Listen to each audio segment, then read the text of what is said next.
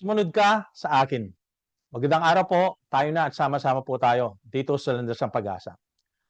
Ang gospel reading natin ay hango sa Marcos chapter 2 verses 13 to 17. Ito yung pagtawag kay Levi ni Jesus upang si Levi ay sumunod kay Jesus at maging disipulo ni Jesus.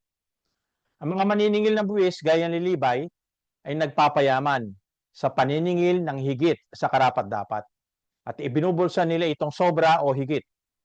Kaya sila ay naturingang makasalanan at itinatakwil sa lipunan. Di ba ito yung kalikasan ng kasalanan? Kinukuha natin ang hindi dapat o higit sa karapat-dapat.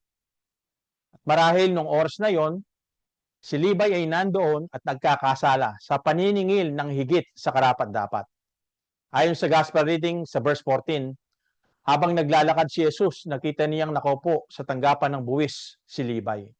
At sinabi sa kanya ni Jesus, "Sumunod ka sa akin." Tumayo naman si Levi at sumunod nga sa kanya. Ang kabanalan ay laging magwawagi sa kasalanan. Gaya ni Levi, kung nagkakasala tayo o tayo nasa lugar ng pagkakasala, lalapitan ka ng banal na mula sa Diyos. Si Jesus, lalapitan ka ni Jesus na banal at perpekto. Hindi dahil magaling ka, hindi dahil may posisyon ka, hindi dahil may kabutihan sa iyo. Lalapit si Jesus sa iyo dahil sa kanyang personal na pag-ibig sa iyo. Ang pag-ibig ng Diyos, ang pagsunod natin sa Diyos, ay dahil sa grasya ng Diyos at hindi dahil kung ano ang nagawa o ginagawa mo. Bumitiw sa kasalanan, kumapit kay Kristo. Kay Levi, sa kanyang pag-iwan o pagbibitiw sa trabaho, siya ay bumitiw sa kasalanan. Bilang disipulo ni Jesus, ito ang tawag sa atin. Sa ating pagsunod sa Kanya, bumitiw tayo sa kasalanan at kumapit tayo kay Jesus. Higpitan ang hawak mo sa Diyos. Bitawan mo ang higit sa karapat-dapat. Isang bagong buhay dahil sa pag-ibig ng Diyos. Iwanan at bumitiw tayo sa lumang buhay ng pagkakasala. Kaibigan, pumili tayo ngayon at sa araw-araw. Sino ang susundan mo?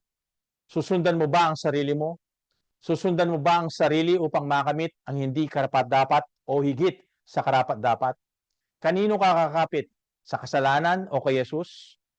Kaibigan, sumunod kay Jesus. Iwan ang tanggapan ng hindi karapat-dapat. Tumayo o tumugon sa personal na imbitasyon ni Jesus. Sumunod ka sa akin. Amen.